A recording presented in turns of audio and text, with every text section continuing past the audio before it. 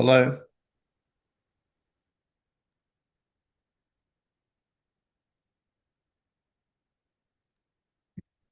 Yes, Darren. I seem to have lost sound again. It's back now. Okay. It's okay. So Yeah, go, please off. yeah, when it's switched on. It sounds.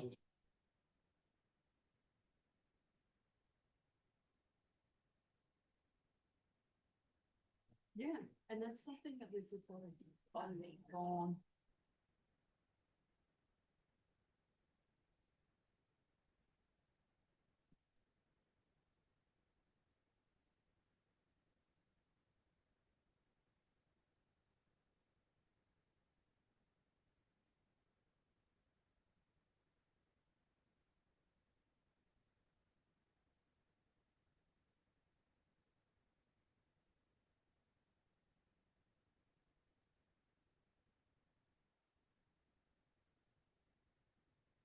Good evening, everyone. Welcome to tonight's council meeting for Monday, the 13th of October, 2025. We'll start with the opening affirmation and acknowledgement of country. Thank you. Councillor Bullivant. Thank you, Mayor Mac. We gather to represent the people of Albury who have entrusted us with this task. May our efforts be blessed with insight, wisdom and common sense. May our personal values give us honesty and courage to serve our community effectively and with respect for all. Thank you. Councillor Bukowski, acknowledgement of country. Thanks. We would like to acknowledge the Wiradjuri people as the traditional custodians of the land that we meet upon today and pay our respects to their elders past, present and future, for they hold the memories, culture, traditions and hopes of Aboriginal and Torres Strait Islander people that contribute to our community. Thank you. CM2 recording and webcasting of the meeting. This council meeting is being webcast and recorded. By speaking at the council meeting, you agree to being recorded and webcast. Please ensure that if and when you are speaking at this council meeting that you are respectful to other people and use appropriate language. Albury City accepts no liability for any defamatory or offensive remarks or gestures made during the course of the council meeting. An audio recording will be made for administrative purposes. Conflict of interest declarations received by the chair and disclosure of political donations. I've been made unaware of any conflict of interest. Mr. Zagnich. Thank you, Mayor Mac. This advice relates to the Environmental Planning and Assessment Act. Section 10.4 requires a person submitting planning applications or submissions regarding a planning application to disclose any reportable political donation and or gifts to any local councillor or employee of council. Reportable political donations include those of or above $1,000. In dealing with development applications, councillors need to take into account specific planning matters under the Act. Accordingly, the provisions of 4.15 of that Act, Section 4.15, are set out in the Council Officer's report. The Local Government Act also requires that a division be called whenever a motion for a planning decision is put at the meeting of the Council. Planning decision means a decision made in the exercise of the function of the Council under the Act, including decisions relating to a development application, environmental planning instrument, a development control plan or development contribution plan, but not including the making of an order under Division 9.3 of Part 9 of that Act. Thank you, Mayor Mac. Thank you, Mr. Zagnich. Thank you, Mr. Zagnich. We have no apologies. CM 4.2, attendance by council at meeting by audio visual link. Thank you, councillors. Councillor Callaghan. Thank you. I'd like to move the recommendation that council receive and note and accept the attendance of Councillor Cameron via audio-visual link for the meeting. Thank you. Thank you. Councillor Bukowski. Happy to second the motion. Thank you. Happy to put that motion. All those in favour? Anyone against? The motion is carried.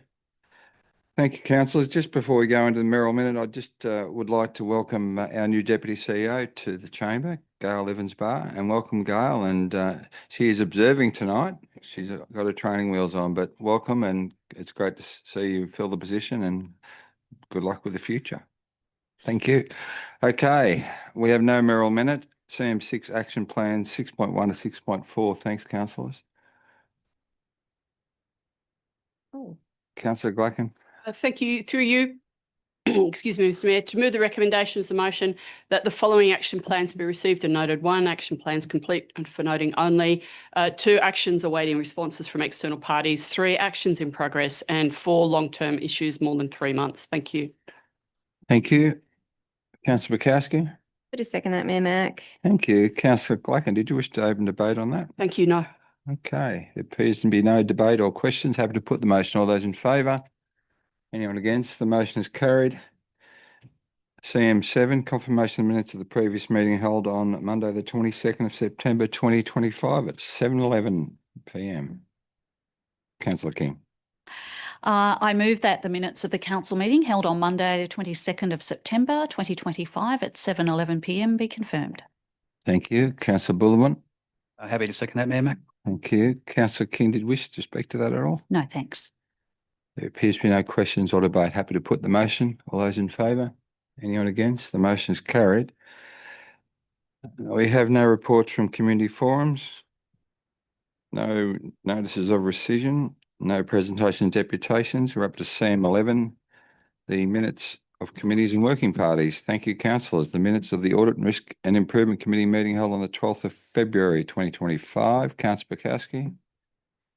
I move the recommendation that council receives the minutes of the Albury City Audit Risk and Improvement Committee meeting held on Wednesday, the 12th of February 2025, and notes that these minutes were previously accepted at the council meeting of 10 March 2025. Thank you. Councillor King. Happy to second that.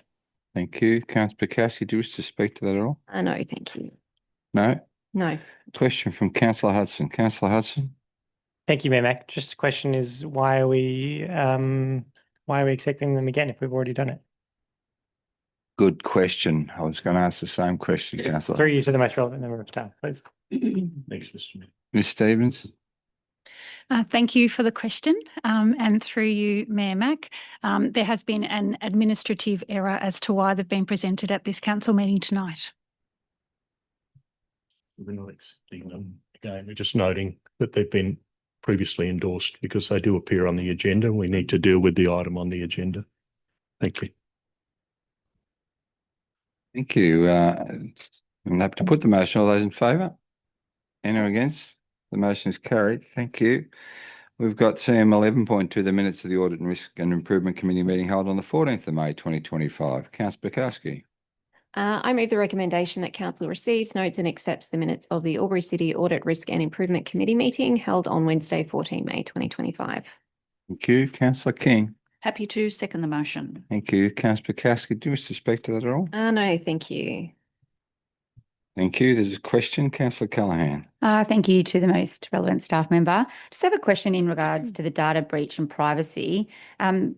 Post this, what corrective actions are complete for disposal and of our information, and I believe maybe even a website breach? Are there any risks still remaining to council? Ms Stevens. No. All right. Mr Hannon. I think that's more. There you go. Thank you for your question, Councillor Callaghan, and through you, Mr Mayor, I will need to take that one on notice and check that back in with our team. We have a working party and a panel that works through all of those, so I'll see where that is up to. It's my expectation that it's fully closed, but I'll get back to you. Excellent. Thank you. Thank you. Thank you. Happy to put the motion. All those in favour? Anyone against? The motion is carried. Thank you, councillors. 11.4, the minutes of the Local Traffic Safety Committee meeting held on the 14th of August 2025. Councillor Bukowski. I think that you've. Oh, there's another one there. Yeah. All right. We'll do the Audit and Risk Improvement Committee meeting held on the 13th of August 2025. Councillor Bukowski. I move the recommendation that council receives, notes and accepts the minutes of the Albury City Audit Risk and Improvement Committee meeting held on Wednesday, 13 August 2025. Thank you. Councillor King. Happy to second the motion. Thank you. Councillor Bukowski, do you wish to speak to those at all? Thank you, no. Okay, there's a question from Councillor King. Councillor King? Just inquiring as to the delay from the minutes from the May meeting to now. Yes. Yep.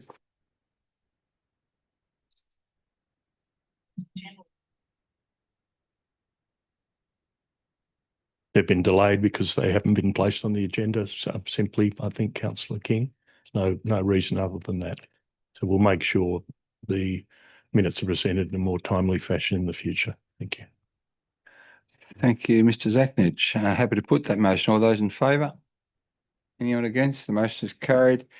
11.4 minutes of the Local Traffic Committee held on 14th of August 2025. Councillor Bukowski. Thank you. I move the recommendation that council receives, notes and accepts the minutes of the Local Traffic Committee meeting held on Thursday, 14 August 2025. Thank you. Councillor Bullivant, seconding. Happy to second that motion, Mayor Mac. Thank you. Councillor Bukowski, do you wish to speak to that at all? No, thank you. Thank you. Question from Councillor Callaghan. Thank you, Mayor Mac, to the most relevant staff member. It was in relation to the progress report in the traffic calming options for Shoeback Street in East Albury. Just hoping to have an update. They're all looking around. Miss Leopold. Thank you for the question, Councillor Callaghan. Through you, Mayor Mac, I will need to take that on notice in terms of providing an update, but happy to do so once I've checked with relevant staff. Thank you. No further questions or debate. Happy to put that motion. All those in favour? Anyone against? The motion is carried. Documents for sealing, 12.1. Need a mover. Thank you, councillors. Councillor Bullivant. I move the recommendation that council resolves to defer affixing the seal to the document Albury City lease to Albury Wodonga Sports Fishing Club Incorporated. Thank you. Seconder, Councillor Glacken. Happy to second. Thank you. Thank you. Councillor Bullivant, did you wish to speak to that at all? No, thank you, Mayor Mac. Appears to be no questions or debate. Happy to put the motion. All those in favour? Anyone against? The motion is carried. CM 13.8. Yeah, we've got a recommendation here. Procedural motion. Councillor Callaghan. Thank you, Mayor Mac. I'd like to remove the recommendation that council changes the order of business so that item CM 13.8 Albury Entertainment Centre project proposal is now item CM 13.1. Thank you. Thank you. Councillor Bukowski. Would you second that, Mayor Mac? Thank you. Being a procedural motion, I'm happy to put the motion. All those in favour? Anyone against? The motion is carried. Thank you, councillors. So we're dealing with 13.8, the Albury Entertainment Centre project proposal. Thank you, councillors. Councillor Baker. Thank you, Mayor Mac. I'd like to move the recommendation as a motion.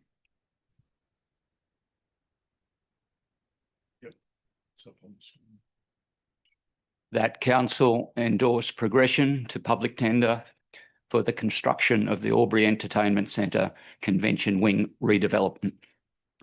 Thank you. Seconder, Councillor Glacken. Thank you. Very happy to second. Thank you. Councillor Baker, do you wish to open debate on that item? Yes, thank you, Mayor Mac.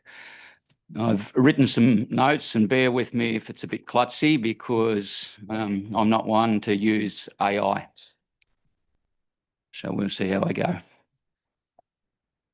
I am supporting the recommendation that council endorses progression to public tender for the construction of the Albury Entertainment Centre Convention Wing redevelopment.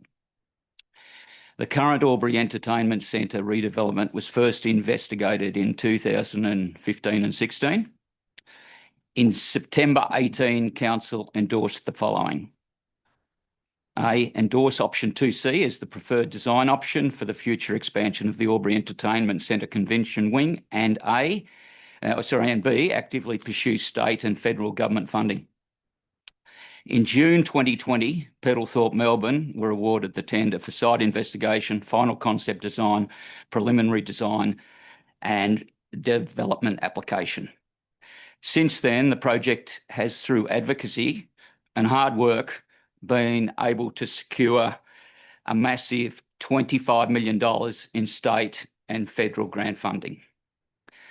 The deed for secured funding for this specific project, and only this project, was executed in December 2023. Following the secured funding deed execution, council awarded Peddlethorpe Melbourne the detailed design contract at a cost to council of $2,697,410.10. In that the conference seating capacity was to be doubled to 2,000 patrons enhancing the exhibition and flat floor space, the addition of new meeting rooms and a formal plaza, together with improved connection to the cultural precinct. To date, council has sunk an estimated $3 million in getting to the stage we are at to progress to public tender. I could hammer home how the project has favourable cost-benefit ratio. 25 million of a 40 million total project cost will not be carried by Albury ratepayers.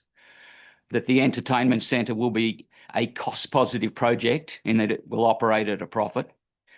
That it is a genuine community building project with far-reaching economic benefit for the wider community. That the redevelopment will contribute a total of 124 million to the economy, 336 full-time equivalent jobs, and a massive lift for a tired-looking post-COVID Albury CBD. I won't dwell or labour any of the above points because we will have our chance to debate and discuss them again after we have the tender prices back. And this is the point. I would really like to hammer home. In 2004 and 5, Albury City was looking at the amazing design for the new Library Museum. All the councillors wanted it to happen. The staff wanted the project to proceed, and the estimated cost after detailed design was frightening.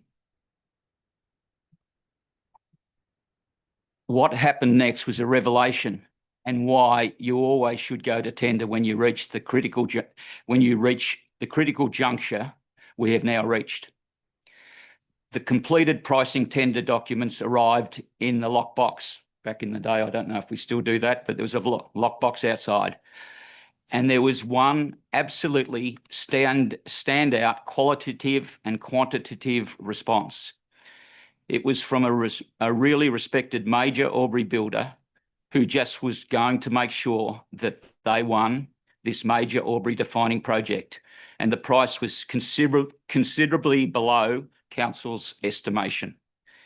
It was the tonic Albury City needed to move forward, and why you always should get the final numbers for your preferred design before you walk away from $25 million of state and federal funding for this amazing and regionally significant project. Thank you. Thank you, Councillor Baker. Speaking for, no speakers against. Councillor King. Thank you. Thank you, Councillor Baker, for your insights. And look, I know every councillor here really is focused on financial sustainability, and I understand the apprehension around cost escalation, and it really is challenging, isn't it, given the fact that this project, as Councillor Baker has talked about, was really an embryonic thought a decade ago, and the world and the market have certainly changed since then. But aside from all the points that Councillor Baker has mentioned, from promoting economic development, supporting businesses, and advocating for income-generating council assets to help take the load off ratepayers, I'd like to share a few additional perspectives that have helped shape my thinking. First, from our community, Cherie Darlitz, who runs community and dance events at the AEC for more than 5 decades, told me that the venue at times is literally bursting at the seams. Deb Ball, school grads, community concerts, Border Stars Dance for Cancer, which is a judge of. I think Councillor Bulliford did mighty well on that event too. They all depend on it, but they're certainly bursting at the seams. Her words were simple: we can't let it deteriorate to the point it's unusable. If we don't get this across the line, we'll be throwing money at it anyway. From our local event industry, Bradley Hayden, a national conference organiser based here in Albury, says demand for face-to-face conferences is the strongest he's ever seen. His clients across agriculture, local government and industry are desperate to connect in person again, but he can't bring major national conferences here. We don't have the capacity. He argues if we don't update the AEC, not only will we fail to attract new conferences with greater number of delegates and expectations for facilities, we won't consolidate the ones we've always had. We will fade away into the distance. We have to keep up. From our accommodation and tourism sector, Casey Chandler from the Mantra, I spoke to her. She says conferences and events drive around 30% of their bookings each year, and that ripple extends to restaurants, cafes, retailers and surrounding towns. But if the AEC doesn't upgrade, Mantra is going to see a decline in these bookings for sure, she says. In her words, if we keep pitching a tired venue, even with everything else that Albury has going for us as a destination, we will lose every time. And that feedback was even backed up from Greg at the Siesta Resort. So even in Lavington, he says conferences, especially the large ones, spill over into his business. And in his words, to not proceed would be a short-term solution to the current financial situation. From our business community, I spoke to Barry Young, a local retailer. He said he can tell when a conference is in town because foot traffic goes up and sales follow. Events like these attract visitors and their money. They're the oxygen that keeps Main Street businesses alive, especially against the pressure of online shopping. From the state level, Mitchell Gunn from Business Events New South Wales, I've rung him. He confirms that people aren't conferencing less post-COVID, they're conferencing differently. After years of remote work, the value of in-person connection has never been higher, and regional centres like Albury are now seen as ideal, accessible and experience-rich, access to nature, cultural experiences, food and wine, with many delegates wanting to stay longer or return as a leisure visitor, bringing their family and more money back into our region. In his experience, particularly in the association conference market, of which there are thousands annually each year, they are more than happy to choose regional. In fact, he says they prefer it, but if there is not sufficient infrastructure, it's a given they'll go elsewhere. The data backs this up. The Australian Business Events Association 2024 report, led by Dr. Leo Jago, which I've read extracts of, found that while technology has kept businesses running, it has also fueled social disconnection. Conferences and events are now seen as critical for rebuilding team cohesion, well-being and productivity. They want to have the opportunity for transformational local experiences unique to the destination they are visiting. In my view, this puts Albury firmly in the frame. So this isn't just about bricks and mortar, it's about future-proofing a vital piece of community and economic infrastructure, one that connects us, brings national attention and keeps our city vibrant. As Councillor Baker has alluded to, we have $25 million of state and federal funding on the table, and that was a challenge. It was a change of governments which has created delays. They all had to assess that the business case stacked up. We went through all of that process, and I know those delays have increased to inflation and the costs going up. But spending more, I fear if we risk this investment, we not only risk that, but spending more later to fix something we already know needs upgrading. You haven't heard it just from me. You've heard it from several sources already that I've just spoken to. And more than $3 million has already been spent on design and early works to date. So we already know it needs to be done. We have to invest to keep it fit for purpose for now. And I really hope that we, at least as Councillor Baker said, go to that next stage and make the decision that ensures our city doesn't fall behind, that we remain a place that people want to meet, connect and belong. As Casey Chandler from Mantra says, the AEC is in the heart of the city. It's a really important centrepiece and economic driver in town.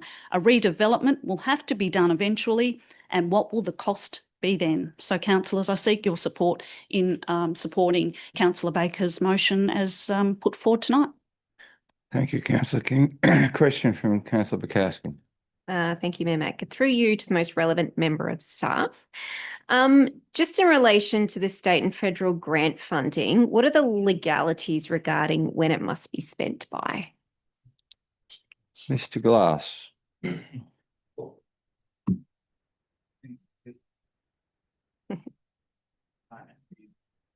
No, it's not on. Turned it off. It's left off. Thank you for the question, Councillor Bukowski, and through you, Mayor Mac. So we report on a quarterly basis to a project control group that's got membership from both the federal government and the state government, and we report quarterly. We've got in excess of 25 project milestones each quarter throughout the project, and we provide updates on our both our budget and our progress against the milestones every quarter. Should we risk compromising either budget or milestones, then that will get discussed at the project control group, and potential risks include revoking of the funding deed. Comfortable? Yep. Thank you. Speaker against, Councillor Callaghan, and speaker for. Thank you, Mayor Mac. Yes, I speak against the motion here this evening, but I foreshadow an alternative motion if I'm to lose, and I'm going to be speaking against it. And it's based on, there is a level of agreement that I have with the councillors that have spoken for it this evening. There are major works that need to be done at the Albury Entertainment Centre, but in the order of $39.5 million, it's just simply out of our budget. As a council, we must be cognizant that we have gone from the top 10 performing councils out of 128 councils to the bottom 10. And that cannot be lost on this cohort. $10 million deficit went to a $20 million deficit, went to a $26.5 million deficit after an $8 million savings, which put us at a $34.5 million deficit. We have a financial review underway. We have an accelerated services review underway. And put simply, that review will reduce services and there will be major cuts to what we deliver to our community. Yet we want to go and build a $400 million Albury Entertainment Centre that we knowingly cannot afford. What did I say? 400. Oh, sorry, 40. It feels like 400 the way we're going. Yeah. How can, my perspective is, how can we proceed with a project that we know we can't afford? What we agreed to at the time was $25 million grant funding. Yes, fantastic, and I'm all for it. And $5 million commitment from Albury City Council. There is another option on the table, and that is a $31.5 million project that we can proceed with, that we can see the benefit for our community, that we can actually afford. The AEC hasn't made a profit for the past decade. They are the facts. I would love to see the regeneration of the Albury AEC, and that one day it will make a profit. And I'm sure with a $31.5 million upgrade, that is absolutely possible, and that will be rejuvenation in that space. I don't want to waste organisations' time going to tender knowing that it's likely to come in at 39.5 or even above. And I know for some time now, it's sat well above the 39.5 and it's had to be scaled back to that point. I understand that the cost of building works have escalated since the deed was signed. However, we must stay to budget. I also think our community would not like to see other projects blow out in the order of 300% in the way in which this one has. If we've got a budget, we need to stick to that budget. And I think $31.5 million is a generous offering. We need to rescope. We need to go back to the drawing board and work on the convention centre at a $31.5 million project. Thank you. Thank you, Councillor Callaghan. I have a question before I take two speakers for. Councillor King. If, as an alternative motion is proposed, so just testing Councillor Callaghan's potential. I noticed the recommendation, it wasn't recommended to scale back to the 31.5 million. I'm really keen to know, if we delay the project to redesign, what might potentially be the increase in costs and supplies, and do you think we would be any better off than committing to the current costs? Because anything I've ever built or invested in, the prices don't stay the same. They certainly increase over time. So is anyone able to shed some light in a general sense on what those implications might be? Mr. Glass. Thank you for the question, Councillor King, and through you, Mayor Mac. There are some risks identified in the report highlighting that because of the delay, you're quite right, it's expected that we would need to go back and redesign, de-scoping the building to 31.5, which would take some time.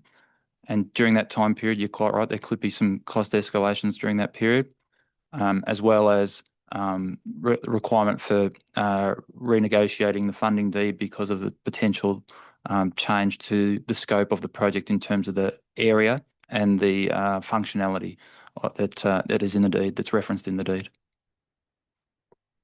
All right. A follow-up question. Yeah. So if this was delayed and we had to rescope to the budget that was set, some 18 months prior, because obviously it's been delayed not through Albury City's fault, through state and federal governments taking their time to approve all of these issues. Isn't it true that some urgent works will have to be required to maintain the venue in a safe and compliant condition for these next 12 to 18 months? I mean, I believe you've referenced the roof replacement, air conditioning, fire system, electrical board. So that could be, if my estimates are correct, $4.5 million. Or there is the alternative to leave the venue empty. As I understand, there are no bookings being taken for 2026 because we've anticipated that this project would continue. So is that true? Is that a fair assessment? Glass. Thank you for the question. Through you, Mayor Mack, you're quite correct about very few bookings for the next 2 years because of the anticipation for the redevelopment. And you're quite correct in assuming that we'd need to do some further assessments of some major infrastructure to determine exactly when that needs to be replaced. Comfortable? Thank you. Thank you. Speaker 4, Councillor Glackman. Thank you. Yes, definitely to speak for this. And I need to also commence with, this was an excellent report, incredibly detailed, lots of figures, detailed lists. This is one of the best reports that I have read in my 20-odd years as a councillor on a matter or a topic that is a really expensive topic, a significant topic, and has an enormous, or the potential for an enormous impact, whether it's built or not, either way. The report highlights quite clearly that the cost total is just under $40 million, $39.5 million, which includes $4.2 million of contingency. And it also clarifies in the report, or highlights in the report, as we've talked about and heard about for a long time with council, the $25 million government funding. That's 15 from the New South Wales government and 10 from the federal government, that we know that we can't give to another project. We can't really change the scope of the works because that value would be decreased. There's lots of conditions, but we have $25 million. So in essence, Albury City needs to find $14.5 million. We also know from the report that $9.2 million would need to be spent even on the facility, even if we don't go ahead with this redevelopment.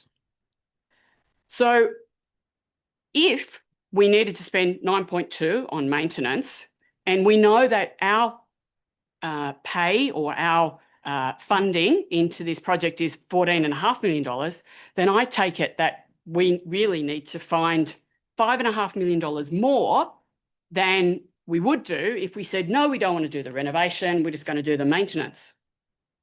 Because the maintenance, because we haven't done any real redevelopment or significant maintenance work since 1993, and let's face it, the building was constructed in 1972, 21 years later, there was a re-enhancement of the facility in 1993, and we realised in about 2000 or the early 2010s that we needed to do some work. We commenced this investigation, as some people have raised tonight, in 2015, 2016.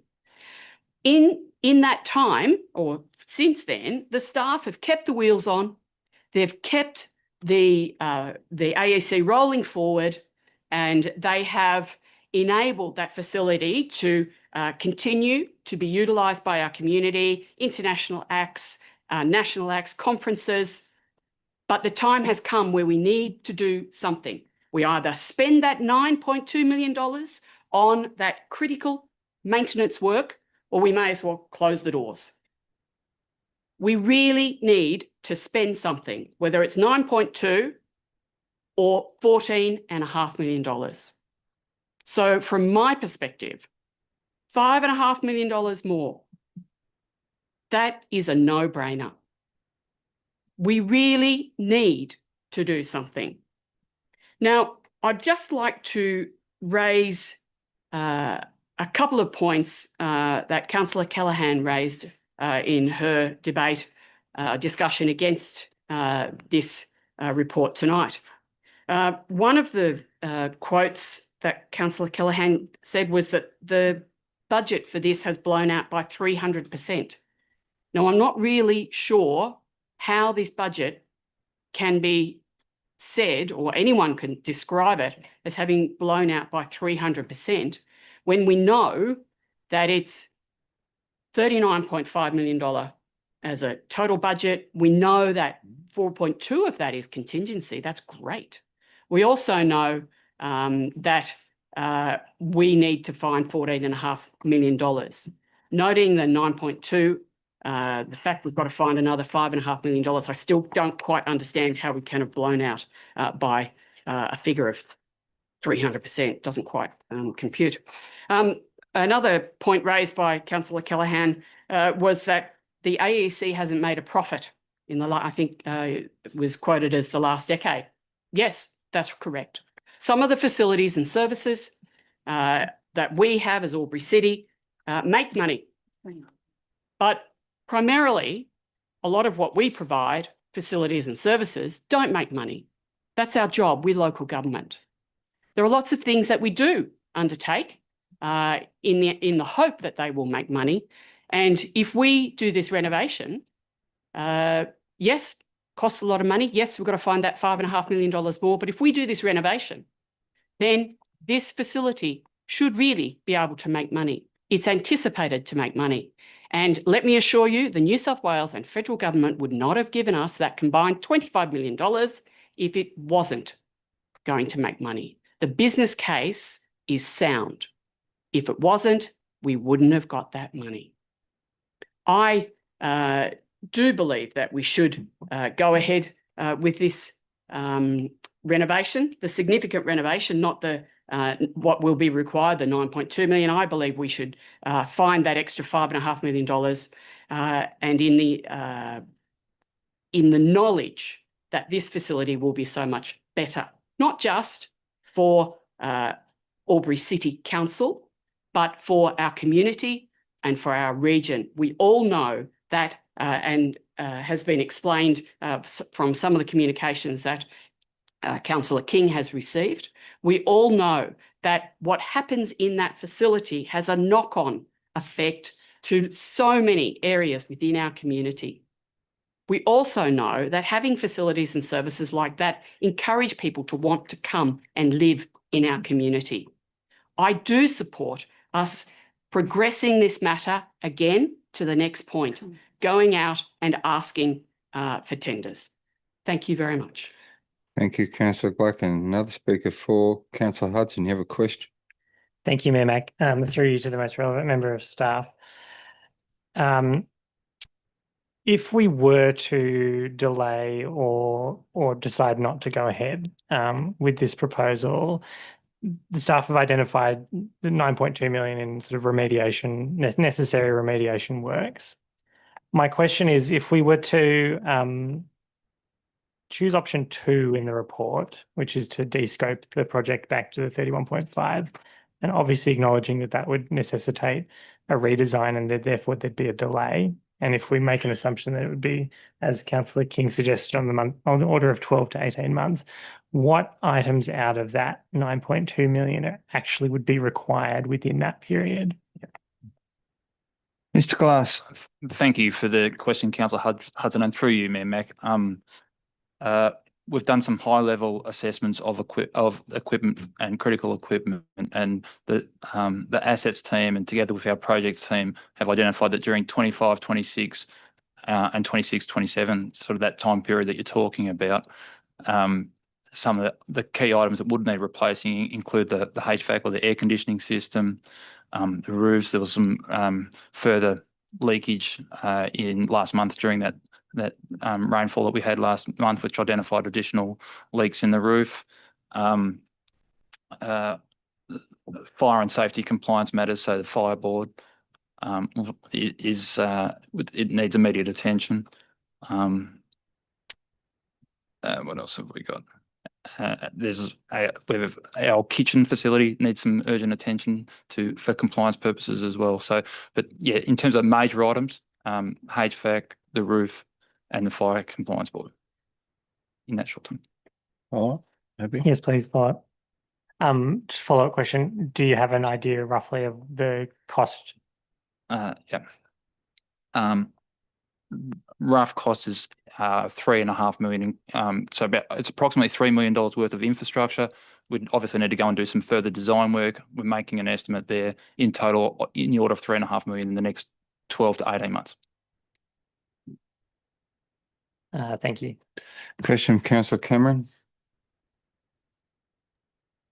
Thank you. Through you to the most appropriate member of staff, Mayor Mack, can I be informed of when the last work was done on upgrading or refitting the kitchen at the AEC? What was the date of that work?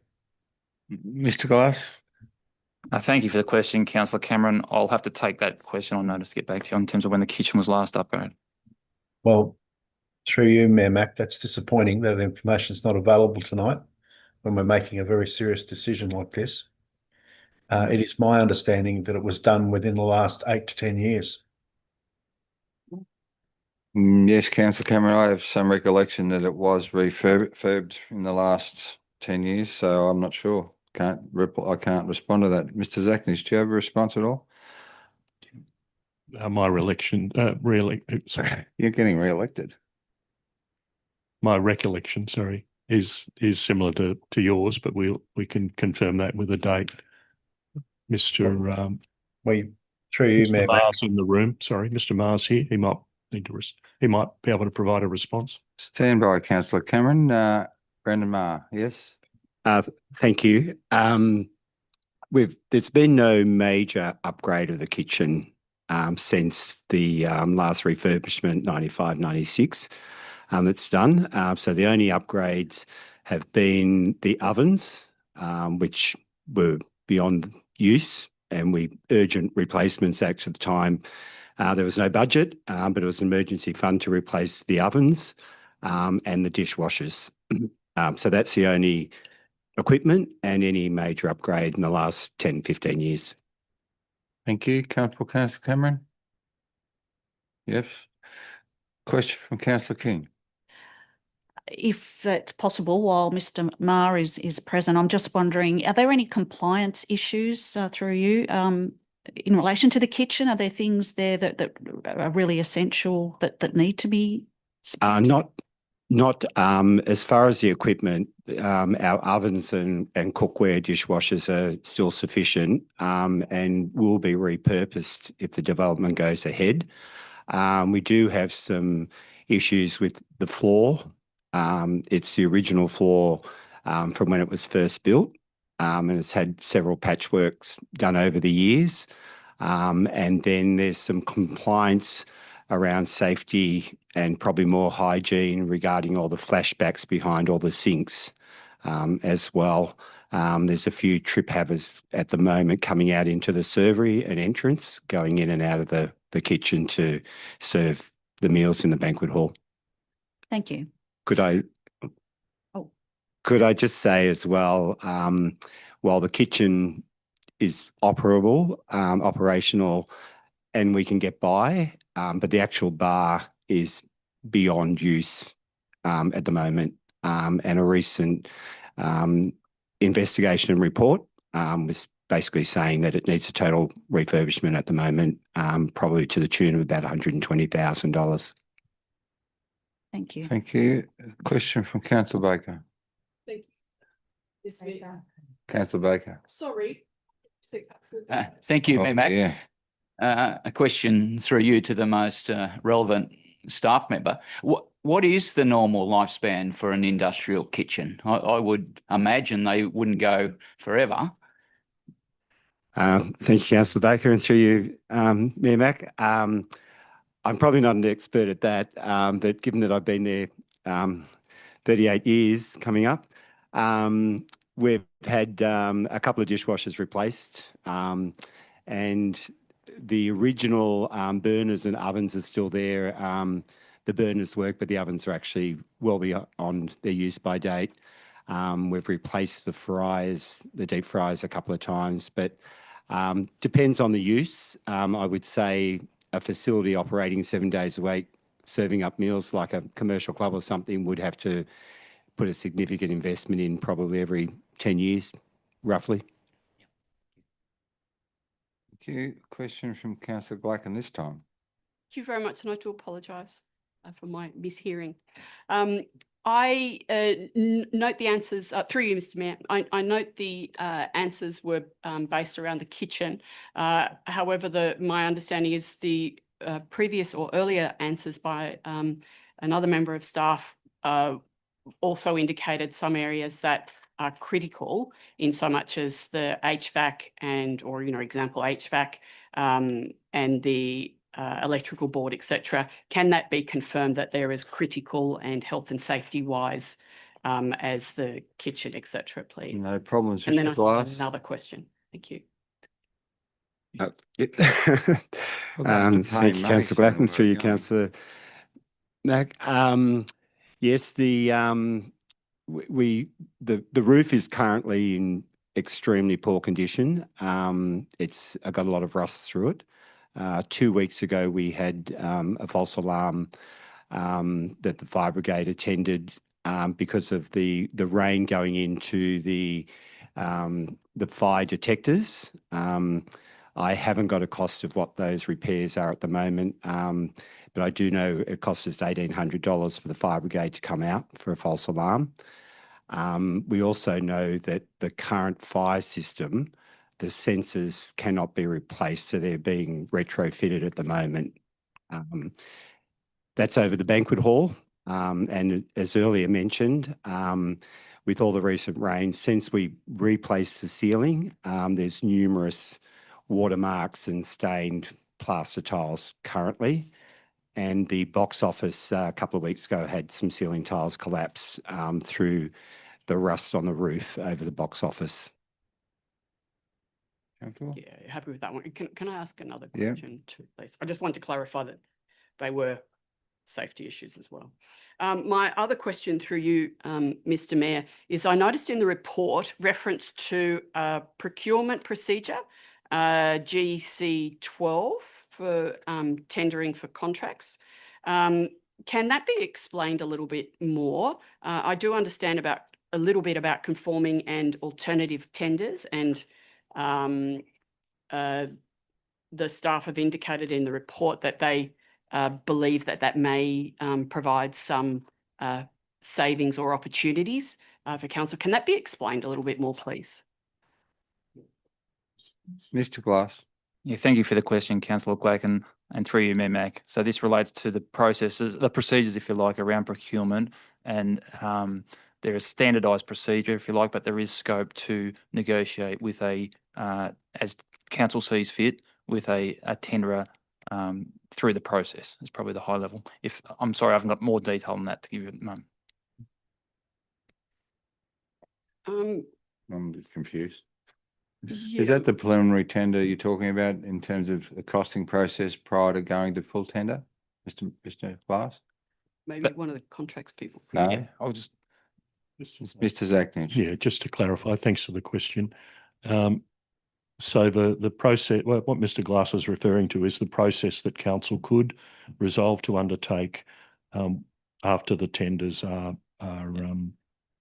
advertised and council receives tenders. So at that, if council were to decide tonight to go to tender for the project, once those tenders were submitted and council considered a further report on the tenders submitted, under the provisions of the Local Government Act and the regulation, council can determine whether to accept or accept a tender, or resolve not to accept any of the tenders, but negotiate with a preferred contractor to, from a price perspective, perhaps look at rescoping it then and building to a fixed cost, or negotiate further what components of that scope could be reduced in order to meet a budget. This is assuming tenders come in over over budget, which is one of the risks identified in the report. So that process is detailed and is able to be accessed by council at that point in time. Obviously not before the tenders are advertised and council receives submissions. That's a more formal process, but enables council at the point in time when considering tenders received to take one or more of those actions. Thank you, Mr. Zachnich. Councillor Gladden. Yep, that's great. Question from Councillor Hudson. Thank you, Mayor Mac, through you to the most relevant member of staff. If council resolves this motion this evening, then when will the AEC be closed, and what will happen to the staff during that time as well? Mr. Glass. Yeah, thank you for the question, Councillor Hudson, and through you, Mayor Mac. We anticipate, should council resolve to progress to tender, we anticipate going to tender in November this year. We're presenting a report to council with a tender evaluation report to council in February of next year,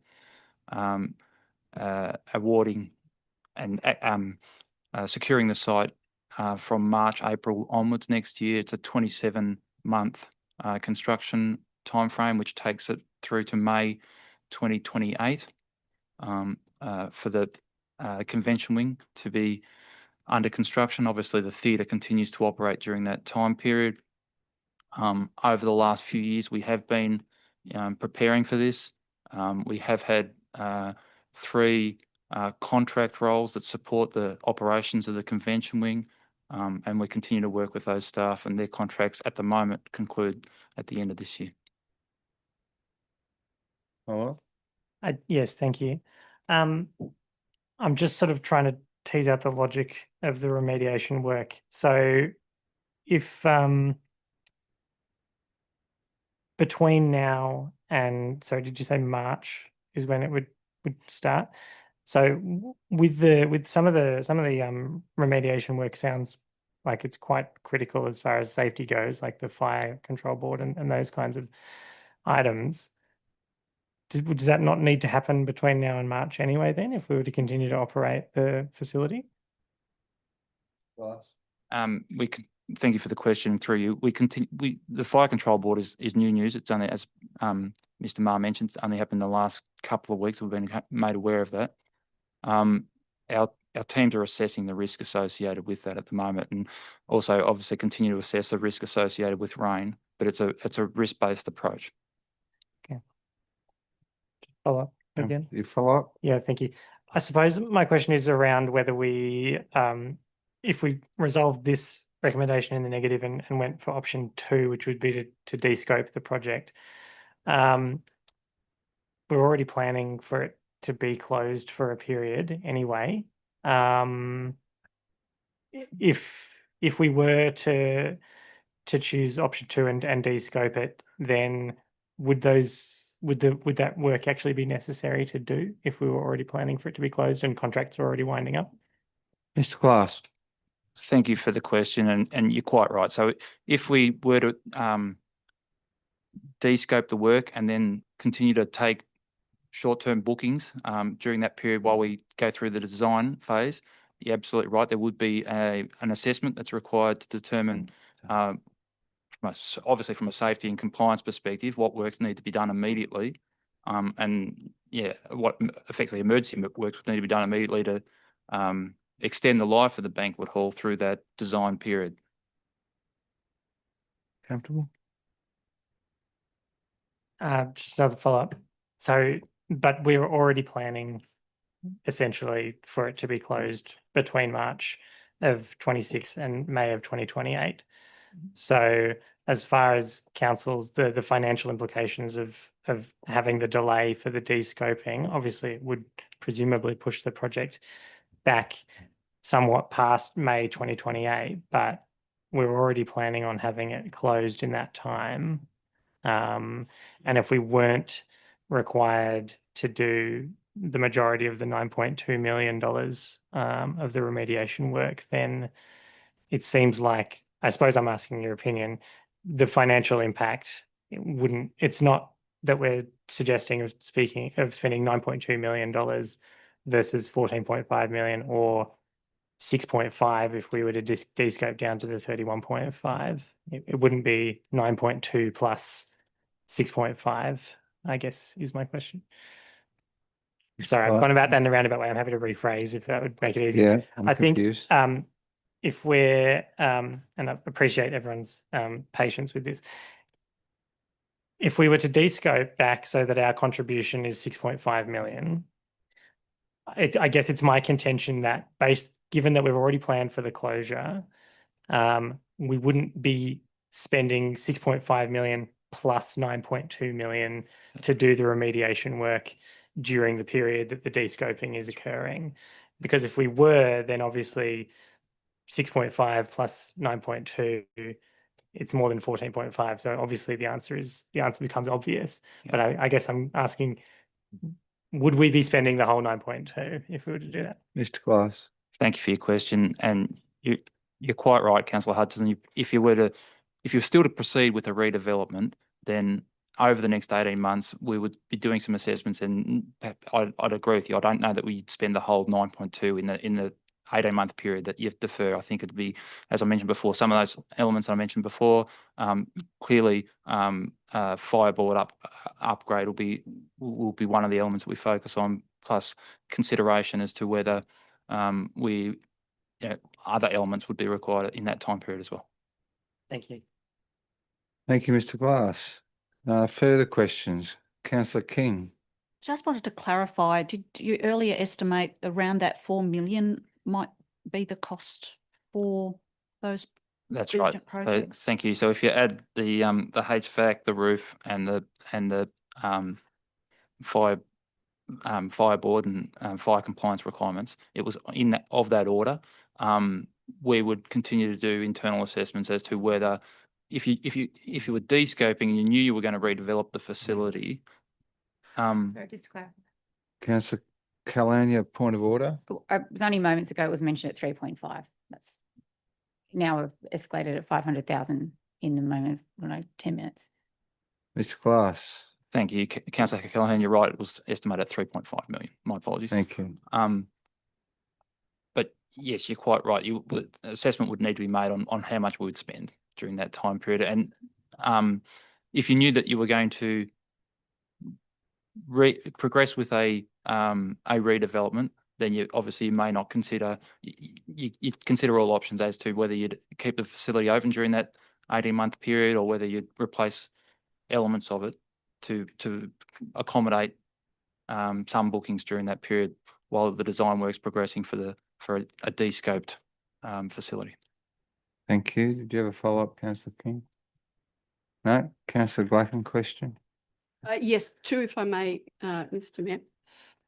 The first one through you to the most relevant member of staff.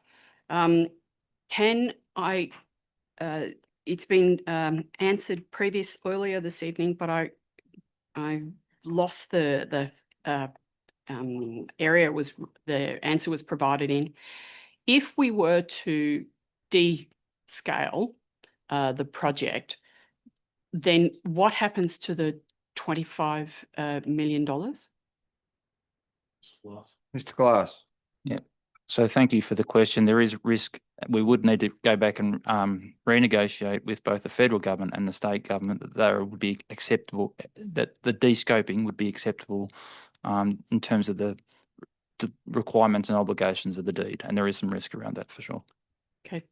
Thank you for the clarification that it's a risk. The second question, if I may, my understanding is that this motion and this report is about going out to tender and proposes to utilise the GC12, which I hadn't heard about. I think I sort of know the process, but I hadn't heard of that name for it, using that contract option.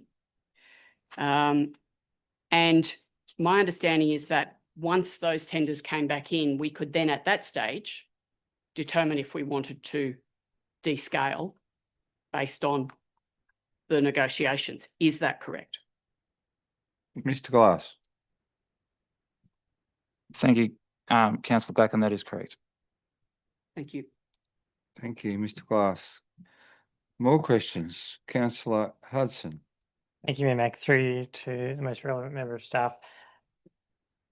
If there's a risk with the $25 million funding if we descope the project. My question is, if we descope now, so if we resolve this in the negative and then we were to choose option 2 versus if we go for tender, find that, it's unaffordable and have to descope at that point, what are the relative risks as far as the grant funding goes? Mr. Glass. Thank you for the question. The risks are the same. Follow-up question. Follow up. So the federal and state governments, if we go to tender, we get back a bunch of tenders and they're all at 39.5 or above. They're not going to be more amenable to, if we at that point decide to descope, they're not going to be more amenable or less to continuing with the funding? Glass. Thank you for the question, councillor Hudson, and through you, Mayor Mac. So the descoping will require an element of design work, redesign, and that will extend the timelines of potential and will compromise some of the milestones that we spoke about earlier. Thank you. Thank you, councillor Callaghan. Question. Yes, thank you to most relevant staff member. What would be the cost to tender? And a follow-up question after that. Thank you. Yes, Mr. Glass. Thank you for the question, councillor Callaghan. The tender cost, the tender documents are almost finalised. So the incremental cost of. Sorry, can I rephrase? What would be the cost for someone to tender for the redevelopment? Estimated costs. Excuse me if I just clarify. Yeah. Is it you asking me what would be the cost to submit a quote to tender, to submit a tender? Would you estimate a company or a developer would cost a developer to go to tender? It's not, thank you. It's not my area of expertise, I must admit. So I'm sorry, I can't give you an estimate of him. Thank you. Speaker against, no more questions. Councillor Bilden. Thank you, Mayor Mac. I think that most of the council group would probably know which way I'm going with this. Firstly, I'd like to thank the staff for the efforts they put into this amendment project. But a lot of our councillors have spoken very glowingly of the project potential, and the feeling I'm getting is build and they will come. Well, that's well and good if you're using your own money.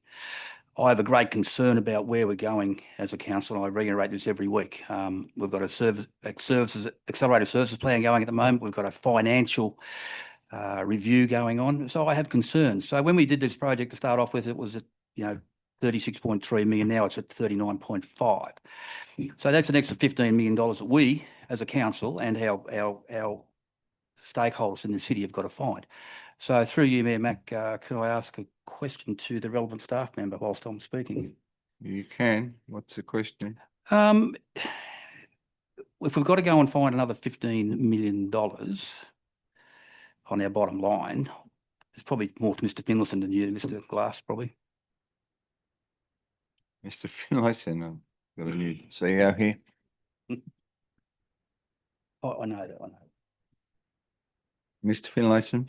Mr. Finlayson, if we've got to find another $15 million, which Councillor Baker's alluded to is already in the budget, but what downward pressures are going to put on the bottom line, given our current circumstances and given what we've just gone through in the last week at some of our meetings we've had, and I was going to bring my big list of projects in, but what pressure is it going to put on us as a group and the city as a group? Mr. Finlayson. Through you, Mayor Mac, thank you for the question. So in terms of financial implications of major projects to the operating budget, so obviously we need to currently fund those council contribution through a loan, and also we'll add depreciation expense. But for a loan for $10 million, it's in the order of $580,000 of interest expense. Obviously, there's also depreciation. However, with this project, there's revenue associated with the project. So that makes it a little bit more complex than, say, just a road project. But in simple terms, for every $10 million, there's interest expense of $580,000, if that helps.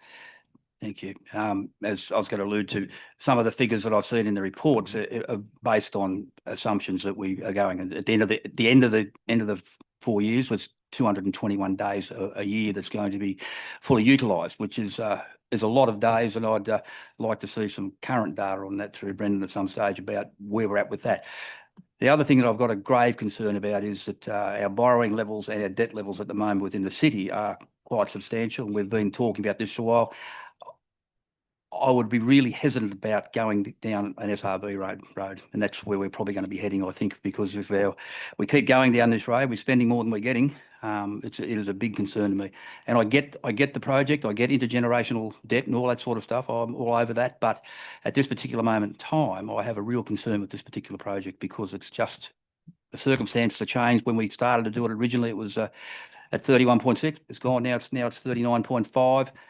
If we had a bucket of money, that'd be just wonderful to go and throw it at it and get it done. But I really have trepidation about this project. Thank you, Councillor Bullivant. Question from Councillor Baker and Speaker 4 after that. Thank you, Mayor Mac. Question to, I'm not sure, whoever the most relevant member of staff is. How many shovel-ready projects does Albury City have at the moment that are actually ready to go? And I'm putting this one in that bucket because it's had all the detailed design work. But what have we got on, and how many are there, and how many are a long way off? Thank you. Thank you, Councillor Baker. Ms. Leopold. We have quite an extensive list of infrastructure projects already currently underway or in design phase or ready to go out to tender. Everything from Thagoona Link Road to the AEC to a range of renewal projects for infrastructure. If you look at the 4-year delivery plan, it's in the order of hundreds. So I couldn't say off the top of my head how many we've actually got right now or already underway or about to go out to tender without taking that on notice to get those numbers for you. But it's not insignificant. And the 4-year delivery plan has the list of those initiatives in the 24-25 list as published.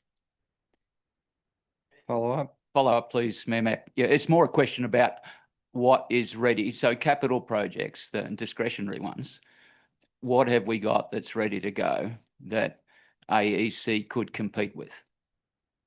Ms. Leopold. Look, at this stage, we've got the Thagoona Link Road Stage 5. Stage 1, 2 and 3 is still under environmental consideration. We have a range of water and wastewater projects, but they're not supported by the general fund. We have a range of things like other road renewals, footpath renewals, those sorts of things, but nothing to the extent of the amount put aside for the AEC that I can think of off the top of my head. Thank you. Speaker 4, Councillor Bukowski, thanks for your patience. Thank You've been sitting and holding. It's more like you're in the above Sydney Airport. Thank you.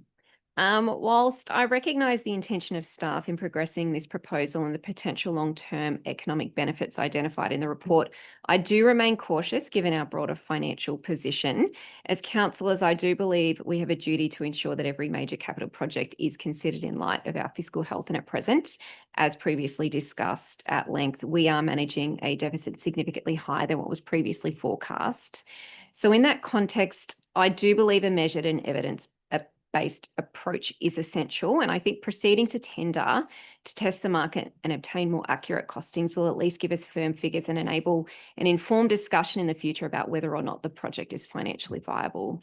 So whilst I am open to the tender process proceeding as per the motion, I do so with some reservation. And as a councillor group, I believe that we do need to commit to close scrutiny of the outcomes of the tender result against our financial position before any future commitment is made. So speaking for the motion. Thank you. Thank you. Any further speakers for or questions, councillors? No. Councillor Hudson speaking for. Thanks, Mayor Mac. Councillor Bukowski has basically taken the words out of my mouth.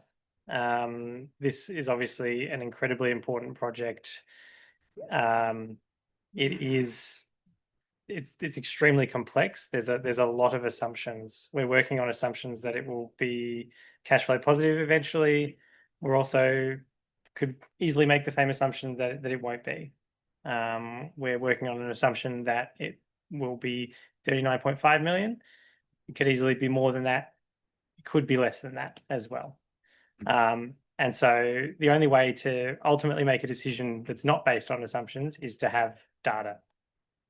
And so I appreciate listening to everyone's debate tonight. I did come in with a particular view that I probably would support de-scoping the project. Having listened to the answers provided by the staff, and I thank the staff for their indulgence, I did have a lot of questions tonight, and listening to the points raised by the other councillors, I think at this stage, the most sensible option is to proceed with the tender and have that data at that point. If the risk is the same as far as the funding, whether we de-scope now or de-scope down the track, then ultimately I'm going to have to go with we need more information, and so I'm going to support the motion in those terms. Thank you. Councillor Baker, you've got your button pressed. Is it accidental? Well, just one more to speak, me. Thank you. Thank you, councillors. Just in relation to this particular item, and having had this story for a long time, since 2017 till now, it has been a long and arduous process, and it's had many iterations. And originally it was scoped at up to $30 million, and COVID hit and a lot of other things changed. The landscape has certainly changed, but having spent 3 years away from council and coming back and learning that we are in a significant deficit territory, learning that we have XYZ amount of projects that need funding, it has disturbed me greatly. And this particular one, I love it. I think it's a great project. I think it needs to be refurbished. I think it needs, when we originally saw that design, totally blown away. Totally blown away, loved it. Fast forward to now, I think, you know, the contingency plan of 4.5 million is only 10%. The average is 15 to 20%. And this is, let's put it, a refurb renovation. That is a red flag to me. 10% is not enough coverage in this particular issue at 4.5 million. The issue about the interest over 1 year is 580,000. That's over 10 years. That's 5.8 million. And that's with interest rates staying at a reasonable rate, but it's actually 10 million. The forecast for this particular centre when it's built to break even is 10 years, which again, breaking even to pay itself off or breaking even to make money. I mean, I think again, it's really admirable of speakers who have spoken for and against this particular item. But I think when you consider the reputational risk with the government versus the reputational risk with your community, I know which one I would take. Now, just to answer the question about what it would cost for a builder to do a quote on this particular project, I've already made my own inquiries, like Councillor King. It's from 100,000, 150,000 they would have to spend to do that. Now, builders are going to the wall every day, and we're at a round table today in Wodonga, and it certainly was quite obvious that a lot of commercial builders have gone to the wall in the last 3 to 4 years. In this case, we have a lot of great builders in this community who do great work. And I think the reputation that we run a risk at by going to tender is higher than de-scoping this project and actually working within our budgets like families have to do. We're a big family here. We're a board across the top of a lot of shareholders who don't want more pain. And I don't see that this project is, as it sits, achievable at the price it's been asked. And I think, again, let's be reasonable with ourselves. $100,000, $150,000 to a builder and his family, paying wages and work cover and everything else, is a lot of money. And if we don't go forward, because we find it's 48, 49, I don't know what it is, but if we don't go forward, then basically there's XY amount of builders that have spent that money and we lose face and lose our reputation. And next minute we won't have anyone tendering for our work. But, you know, the sensible way forward is either option two or three, which is pause it and wait till we have the results of all those inquiries, the audit, and certainly the accelerated service review being done by Morrison Lowe. To me, that's the right money. But secondly, the second part is to de-scope. And I think I'm thinking about the community, I'm thinking about the builders, and I'm thinking about the mums and dads who invest in this council and this community. So Councillor Baker, would you like to close debate? Certainly, thanks, Mayor Mac. Yeah, I'd just like to urge the council to test the market, go to tender. Any builder that is not interested in winning it will not put in. They know what they're doing. They do this sort of work every day, and I can assure you most builders will absolutely jump at the opportunity to tender for this project. They will also know that there's cost pressures on council, and we'll find out. We're going to be debating this in February or March to see whether we go ahead, which is the time to do it, because we will have all the facts and figures and data, as Councillor Hudson said, by then. And that's the time for this discussion. But to have a project this far advanced with detailed design, you've got to find out how much it's going to cost. And it's a wise council that makes this decision tonight to support the motion. Thank you. Thank you, Councillor Baker. Happy to put the motion. Those for? 5. Are those against? The motion is carried. Thank you, councillors. Okay, now we'll go to 13.2, which will be the Nexus Industrial Precinct, will it not? Yes, councillors, thank you. Councillor Glacken. Thank you. Through you to move the recommendation that Council A receives and notes this report and endorses the progression of the draft amendment to parts 11 and 12 and appendices E and K of the DCP to public exhibition for 28 days, consistent with the requirements of the Environmental Planning and Assessment Regulation 2021. Thank you. Thank you. Councillor Bukowski. I just second the motion. Thank you. Councillor Glacken, do you wish to speak to that at all? Couple of points. It is the proposal is that we send this out for community consultation, which is very important. The reason we're going the proposal is to go down this path is because significant undertakings have commenced, changes have been made.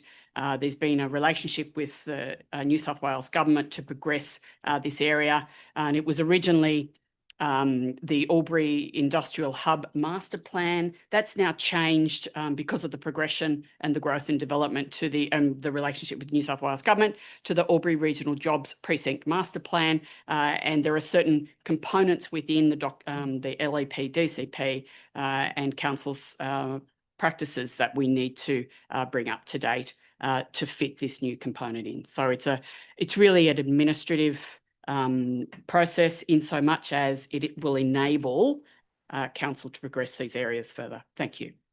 Thank you, Councillor Glacken. There appears to be no further questions or debate. I'm happy to put the motion by division. All those in favour? Councillor Baker, Councillor Baldwin, Councillor Cassidy, Councillor Mack, Councillor Callaghan, Councillor Hudson, Councillor Glacken, Councillor King, and Councillor Cameron. The motion is carried. Thank you, councillors. 13.3, which is the draft Bilson Park Master Plan Public Exhibition submissions. Thank you, councillors.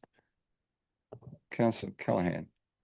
Thank you. I'd like to move that Council A receives and notes the community feedback received through the public exhibition process, endorses the final version of the Bilson Park Master Plan, and C progresses the project to the detailed design phase in accordance with the design contract to ensure the key project elements are shovel-ready for future grant funding opportunities and draft budget consideration. Thank you. Councillor Hudson. Very happy to second that, Mayor Mac. Thank you. Councillor Callaghan, did you wish to open debate? No, thank you. Thank you. Speaker 4, Councillor Glacken. Thank you. This is a project that has been progressing for a number of years now, primarily focused on the master plan to ensure that the key components of that area progress. And it's interesting that the staff, or it's important that the staff have put in the recommendation that we need to continue to progress this matter. But they've highlighted the fact that not only so that these projects will be shovel ready for the future, but it highlights that we need to also be able to find some funding and hopefully some grant opportunities will come up in the future. These projects are really important to our community because of the number of users who are in that space and the growth of potential users in that space for that precinct. But it is important that we are able to secure that funding. And unless we're shovel ready, and it was raised with another project earlier this evening, unless the project is shovel ready, we can't hope to get that funding. And if you get that funding, then that's the project that you need to take forward. Thank you very much. Thank you. Councillor Hudson speaking for.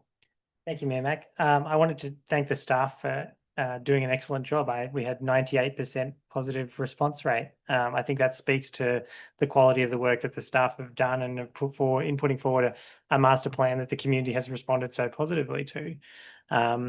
Some things in the responses I think were very interesting to note. For example, there was a lot of respondents talked about the need for a fence along the David Street frontage for safety purposes, and I think that's a completely legitimate and reasonable thing to want. I think it also speaks to the perception that David Street is quite a dangerous stretch of road in that area, though, which it is. It's a fast 4-lane road. And I think that while there was a lot more respondents speaking for the need for a fence and less for the pedestrian crossing, for example, it really implies the need for a safe pedestrian crossing, actually, because of those safety perceptions. I think there were a couple of respondents who mentioned how great it would be to have a white picket fence around the cricket ground. I think that's a really lovely idea. And, you know, we're constantly talking about cost pressures and financing these projects. You know, we could even consider something like allowing the community to donate the pickets themselves to reduce those costs. And I think that might be something that the community would respond positively to. So again, I thank the staff for putting forward such an excellent master plan. And I look forward to the project developing over time. Thank you. Thank you, Councillor Hudson. There is no speakers for or against. Councillor Callaghan, do you wish to close debate? Thank you, Mayor Mac. Yes, I echo the sentiments of the councillors. There were 2 rounds of engagement, 439 visits to the page and 71 submissions. And like it was said, it was highly positive, the works that are happening there. And key asks being fencing and safety, but upgraded play, toilets, the pavilion, I know, which the sporting groups will much improved assets for them as well, but lighting. But also I thought, which was interesting and made headlines too, was the clown swing, much loved by the community, that it be retained and refurbished in its historic state. But, inclusive modern facilities for all ages and abilities was really critical. And I think it was really well received. It was greener, it was cooler, and it had water sensitive design, which I've just been at the water conference a few weeks ago now, but know how critical that's going to be moving forward as well. Also noting that we have money in the budget next year for detailed design, so that it will be ready to capture any grant funding that comes along. So yes, a big thank you to the team. I know Ben Hooper was a part of it as well, but yeah, there were many people that contributed to a really great outcome, and hopefully we get some grant funding and we see some action in that space in the future. So thank you very much. Thank you, Councillor Callaghan. Happy to put the motion. All those in favour? Anyone against? The motion is carried. Thank you. Okay, we're up to 13.4, the Community Participation Plan Public Exhibition Submissions. Thanks. Oh, yeah, it's reordered. Thank you. Yeah. It's reordered. Yeah. We'll move that. Councillor Hudson. Thanks, Mayor Mac. I move that Council A receives and notes of the content of this report, B acknowledges receipt of the submissions lodged and responses provided, and C endorses the Albury Community Participation Plan provided at attachment 1. Thank you. Seconded, Councillor King. To second the motion. Thank you. Councillor Hudson, do you wish to speak to that? Only briefly. We only had, I believe, 2 submissions in response to this. I think, and thank you to those community members who made those submissions. There was an interesting suggestion that not everybody uses the internet and not everybody uses Engaging Albury or reads the Border Mail, with all due respect to Anthony over there. And so that including notification of upcoming strategic reviews and that sort of thing could be included in rates notices is an interesting concept that I think we should entertain. Thank you. Thank you. Okay. Happy to put the motion. All those in favour? Anyone against? The motion is carried. Thank you. 13.5, rescind Albury City Footpaths Policy 2001. Councillor Blacken. Thank you. Through you to move the recommendation that council rescinds the footpath policy in accordance with policy and procedure development and management procedure. Thank you. Thank you. Councillor Callaghan. Happy to second.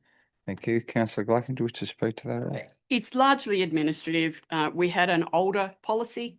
It's been incorporated into other components. So we now need to ensure that we don't have duplication or in fact conflict between two currently existing. So we need to rescind the earlier one. Thank you very much. Thank you. No further questions or debate. Happy to put the motion. All those in favour? Anyone against? The motion is carried. Thank you. We're up to 13.6, fees, 25-26 fees and charges schedule amendment. Thank you, councillors. Councillor Blacken. Thank you. Through you to move the recommendation as the motion that the 25-20 with reference to the 25-26 fees and charges. So just confirming it's the existing charges that council A endorse the proposed solar panel recycling gate fee of $15 for public exhibition for 28 days. And if no submissions are received, the fee be adopted, and B, endorse the correction to environmental health inspection fees units of measure 2. It is, rather than as proposed, I wish to word it as each. Okay. Seconded, thanks. Councillor Callaghan. Second. Thank you. Got a question, Councillor Blacken. Happy to take the question. Councillor Hudson, question. Thank you, Mayor Mac. Through you to the most relevant member of staff. Just in relation to the solar panel recycling gate fee, we're obviously proposing a 50% increase here from $10 to $15 per panel. My question is, when we're proposing to modify disposal fees for any item, not just the solar panels, do we do any modelling whether we expect any impact on illegal dumping from the increase in fees? Mr. Miller. Thank you for the question, and through you, Mayor Mac. That certainly is a consideration, that if we increased fees too much, that'll impact on the community, so that there may be a higher likelihood of people disposing of products illegally. In this case, in relation to this fee, we're essentially just covering our costs for the disposal of the items and passing that cost on. Well, All right. Thank you, Mr. Miller. I understand we're recovering our own costs. However, if there is an increase in illegal dumping, that obviously carries its own cost as far as council staff going and collecting it and then having it processed without a fee being paid at all. So my question is really, like, I understand the reason why we're doing it, but do we do any modelling or any estimation of the impacts that we think that will have?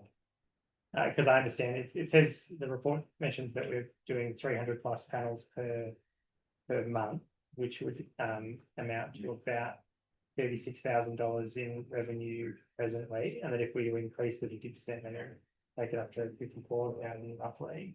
I suppose my question is, if we had a marked increase in illegal dumping of solar panels, and then therefore other council staff had to go and recover them, like, do we take, what consideration of that do we take into? Mr. Miller. To you, Mayor Mac, and thanks for the question. Look, we've got illegal dumping campaigns that looks at all of the products that we have, all items out in the public realm that are illegally dumped. So we work with our local community and with state government in relation to tackling that, and the best way is to monitor it and sort of manage any illegal dumping. So from a case by case on specific products, it's difficult to monitor and sort of judge a cost point, but that's certainly something that we would consider when we're putting our fees and charges together each year. And so if there was an uptick in illegal dumping, we'd certainly consider that in reviewing the charges annually. Thank you. Thank you. Speaking, opening debate or asking a question, Councillor Blacken? Okay. Thank you very much. Through you, Mr. Mayor. So I'll follow up question because it was a great question about the dumping. My follow-up question is, are most of the solar panels that are taken to our waste facility, are they indeed taken by professionals, in other words, removed by an installer when they're installing new, and then that person disposes of them at the waste facility, or are most of them taken by private citizens? And the reason I'm asking, to clarify, is it's probably more likely most of them are taken by professionals, then they might just take them along anyway, not rather than dump them. I think lesser risk. I just want to gauge if there was a lesser risk with solar panels as opposed to tyres. Mr. Miller. Thank you. Through you, Mayor Mac, and thank you for the question. Look, I don't have the specific numbers for you tonight. However, I think your insight that the bulk of the solar panels would come from businesses disposing of them, I think that would be a good assumption. Okay. Thank you. Thanks very much. Yeah. Councillor Hodge, did you have no follow-up question? Or you Oh, no, sorry. Did you wish to open debate, Councillor Glocker? Just to raise a couple of points. The reality is we need to ensure that that facility runs. Yes, it can run at a loss. That's one of the components that is possible for Albury to run at a loss. But ideally, we make as many of our businesses or business components or areas within council either making a slight profit or neutral. In this case, however, we cannot. Our waste facility is not able to actually make a profit. I agree that we need to cover these costs. It helps all the other areas of our waste facility to neutralise it at hopefully break even. And I do believe that it would be primarily professionals. I do understand the dumping issue. I know the Victorian government and local government areas at the moment are having a bit of a task force on illegal dumping on the basis that people don't want to pay the fee. So I understand that, and it was an excellent question. With reference to the public health inspection fees, moving from per hour to each is logical, and it's really an administrative matter. It will help with the understanding of the community, those who need to utilise those services. So I believe we should be progressing these. Thank you. Thank you, Councillor Glocker. No further questions to debate. Happy to put the motion. All those in favour? Anyone against? The motion is carried. Okay, we have 13.7, the draft 2025 Albury City Code of Meeting Practice. Thank you, councillors. Councillor Baker.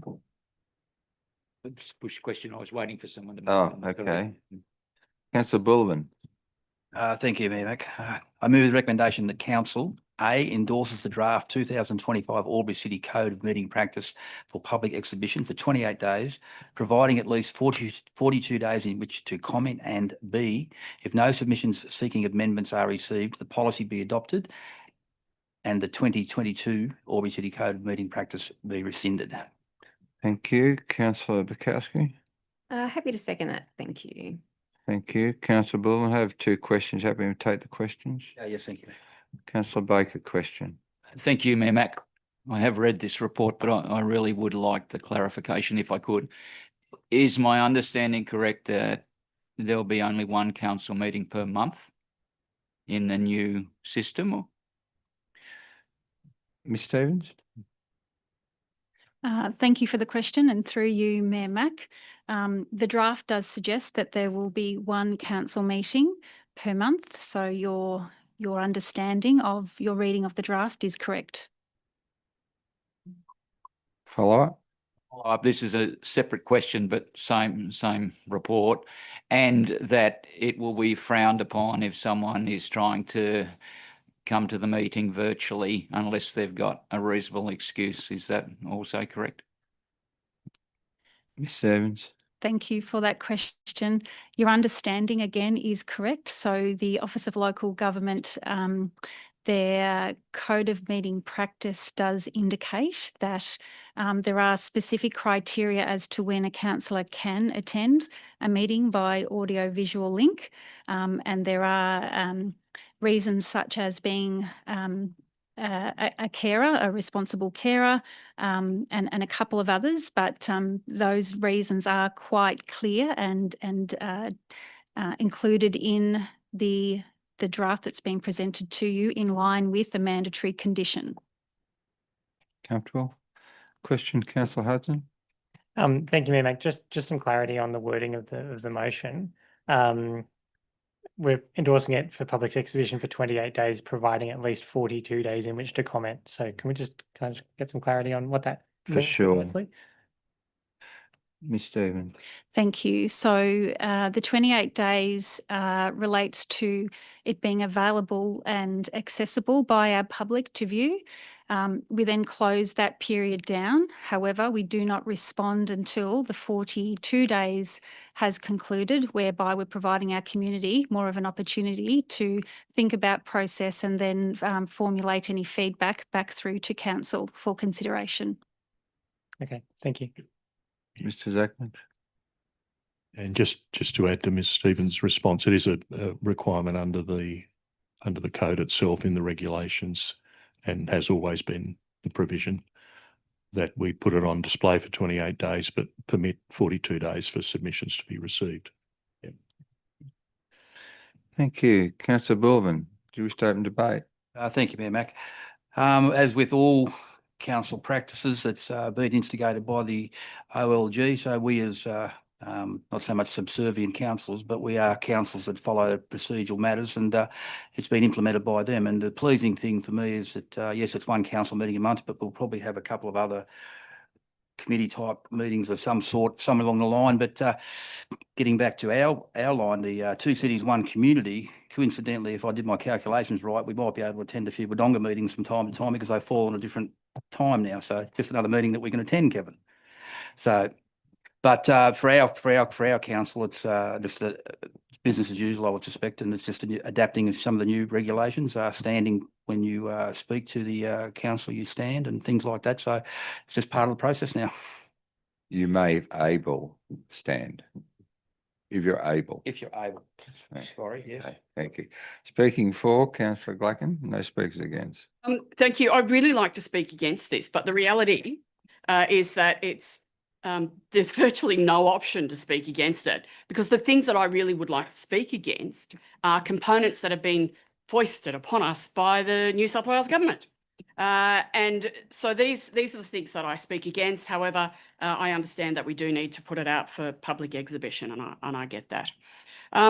So my biggest issue with this draft policy is the component where it's mandated that councillors must attend the meetings, and it's only for health and unforeseen caring duties that they cannot.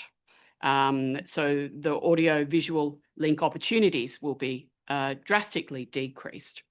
And I can understand that there may have been some councils where it was abused. There may well have been instances where people used it as a ploy or a tool to avoid other councillors and not be in the room with them. There's all sorts of reasons as to why the government may think that this is the right thing to bring in. But it doesn't account for so many other things, one of which is the fact, I have a list of a number, and no doubt other councillors will have some as well. It doesn't account for the fact that the role of a councillor in New South Wales is largely a part-time role. The role that we as councillors perform is effectively meant to be a part-time role. And when you look at the allowance that councillors receive, then yes, it's definitely a part-time role. The people who have another job, because you cannot survive on a councillor allowance, so the people who have another real job, and most of us have owned a business and done this, or worked in some other role as well, you need to be able to focus on that primary role. With the AV link and the introduction of it, my understanding or my perspective is that it has worked very well for Albury City Council and has afforded councillors who have been away for personal reasons, family reasons, whether they've been on holiday, working as some do in remote areas. it has also allowed people who have been unwell. More than one councillor has, well, at least one, has been in hospital and participated in meetings because they were able to, because they wanted to, because that's their role in our community. It's to be there to participate, to engage in the debate and to vote according to what they believe is best for the community.